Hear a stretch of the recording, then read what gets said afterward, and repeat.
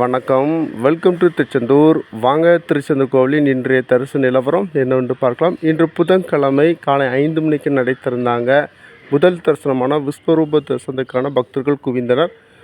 மக்களே, நான் வீடியோ எடுக்க சொல்ல டைம் வந்து 6:15 6:45 இருக்கும். அந்த நேரத்தில் கோவில் சுற்றுப்பிரகாரத்தில் பக்தர்கள் கூட்டம் அதிகமாக இருந்தன. கட்டண தரிசனத்தில் நார்மலான பக்தர்கள் கூட்டம் இருக்கின்றன.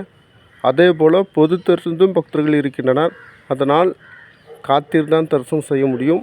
மக்களே, நம்ம நேற்று சொன்ன மாதிரி தான் ஈவினிங்கில் வந்தால் கொஞ்சம் ஃப்ரீயாக இருக்கும். அதற்கு மேல் பக்தர்கள் கூட்டம் ஏறுகின்றன. நேற்று செவ்வாய்க்கிழமை நடை சாத்துவதற்கு வெகு நேரம் ஆகின. கூட்டங்கள் அதிகமாக இருந்தன.